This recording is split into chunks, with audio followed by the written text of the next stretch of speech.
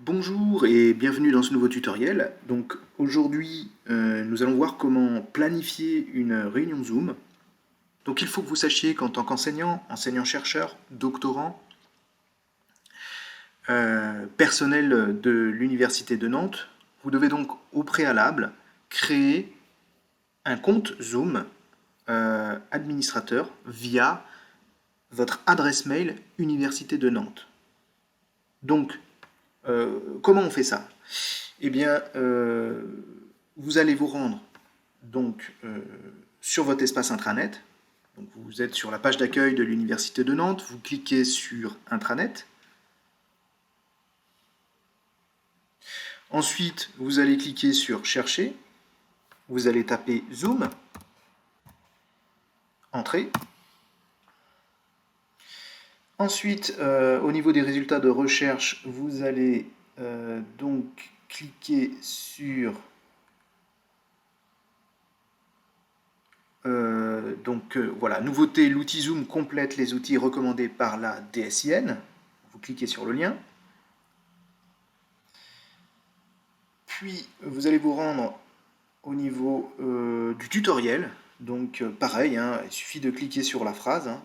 Un tutoriel pour créer un compte sur Zoom est disponible sur l'UN Cloud. Donc, vous cliquez sur ce lien qui va vous emmener directement donc, vers le document qui vous explique toute la procédure pour, et donc étape par étape, hein, bien sûr, pour créer votre compte Zoom administrateur.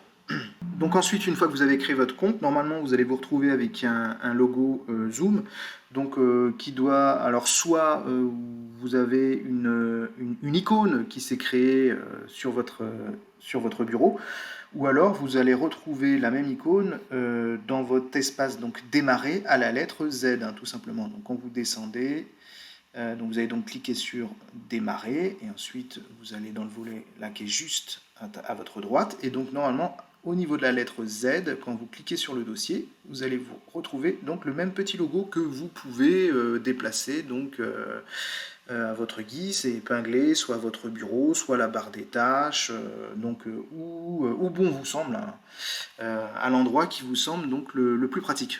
Et donc quand vous allez donc double-cliquer sur votre icône, vous allez normalement avoir la page d'accueil de l'application Zoom qui va donc s'ouvrir.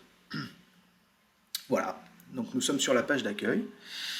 Au niveau de la planification, vous avez deux options, soit créer une réunion de façon instantanée, hein, je dirais non planifiée, hein, puisqu'elle est créée de façon instantanée, ou alors vous avez l'autre option qui est la programmation, où là, effectivement, vous allez planifier votre réunion à la date qui vous intéresse.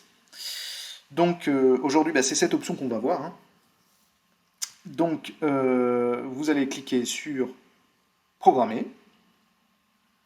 Voilà, vous allez avoir cette fenêtre qui va donc s'ouvrir. Vous allez donc nommer l'intitulé de votre réunion. Alors, je sais pas, par exemple, réunion de département, par exemple.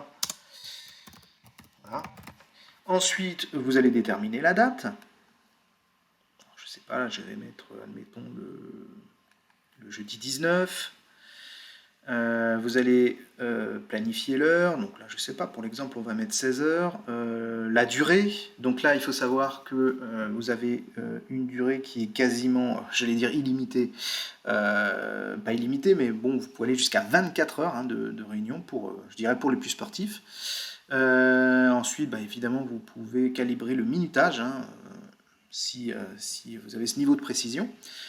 Ensuite, vous allez avoir la possibilité de créer un identifiant, hein, alors soit de le personnaliser ou alors il sera créé de façon automatique.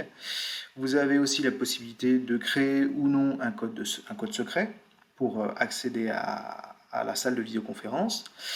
Après, vous avez des paramètres qui concernent la vidéo et l'audio pour soit activer ou désactiver la vidéo de l'animateur ou des participants lorsque la réunion est enclenchée.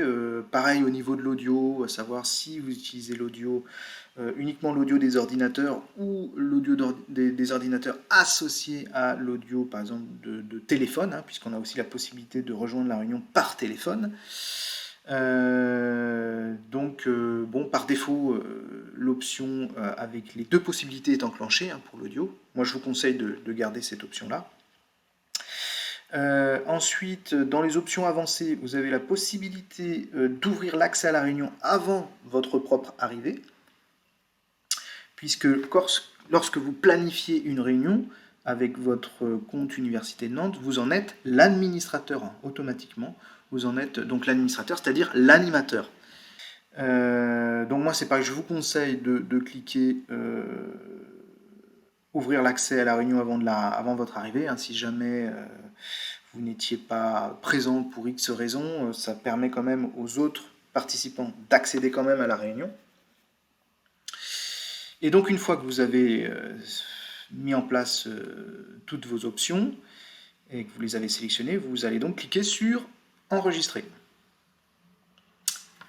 Une fois que l'enregistrement est effectué, on va vous afficher un ticket qui reprend l'ensemble des données de connexion de la réunion de visioconférence.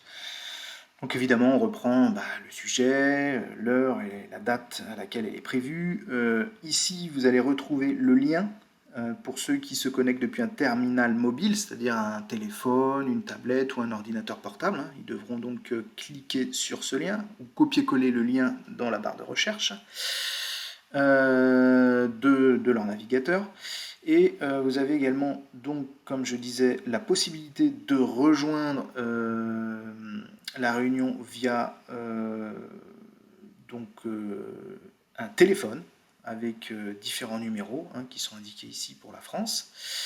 Et vous avez également la possibilité d'associer à votre réunion des salles de visioconférence qui sont donc équipées de codecs, alors soit en protocole SIP ou en protocole H323. Et donc les gens qui souhaiteraient rejoindre votre réunion depuis une salle de visioconférence équipée d'un codec, n'auraient plus qu'à rentrer soit l'adresse présente ici si c'est sous la forme d'un protocole SIP, ou alors via une adresse IP si c'est en protocole H323. Donc pour l'Europe, les IP qui correspondent, c'est soit celle d'Amsterdam ou celle d'Allemagne, puisque nous sommes dans la zone Europe. Voilà, les gens qui se connecteraient depuis une console devront, en protocole H323, devront composer donc soit l'IP d'Amsterdam ou l'IP d'Allemagne. Voilà. Donc ensuite, il vous suffit tout simplement de copier-coller ces informations et d'ensuite de les transmettre via votre adresse mail en faisant copier-coller. Voilà. Et ensuite, vous avez la possibilité de soit transmettre ça à une liste, à une mailing list, ou à l'adresse mail des quelques participants, voilà, en fonction de la configuration de votre réunion. Alors, une fois que ceci est fait, vous avez dans l'onglet Réunion, vous allez retrouver donc l'ensemble en fait des réunions que vous avez programmées. Donc ici, comme nous l'avions nommé réunion de département. Et vous avez toujours la possibilité de supprimer si jamais la réunion devait ne pas se faire au final. Hein. Vous avez, pour X raisons, perdu les données de connexion, le ticket avec toutes les informations de connexion, et vous allez tout simplement les retrouver ici, dans Copier l'invitation. Sinon, vous avez aussi la possibilité de l'afficher. Hein, voilà, donc vous retrouvez toutes les informations de connexion concernant votre réunion. Vous avez également la possibilité de modifier, hein, à tout moment, par exemple la date, l'heure, le nom de la réunion, les configurations audio-vidéo, les paramètres avancés. Hein, tout ça, c'est évidemment configurable ou reconfigurable à tout moment. Donc voilà, je pense qu'on a à peu près fait le tour. Donc voilà, maintenant vous savez comment programmer une réunion Zoom. Donc sur ma chaîne YouTube, vous retrouverez plus amples informations, notamment en ce qui concerne la programmation avec les connexions depuis un codec de visioconférence, hein, comme j'expliquais, soit en protocole SIP ou en protocole H323. Donc cette intégration de codec fait l'objet d'un tuto dédié sur ma chaîne YouTube. Voilà, donc j'espère que ce tutoriel vous aura permis d'en savoir un petit peu plus sur cette application Zoom. Et je vous dis donc à très vite pour un nouveau tutoriel.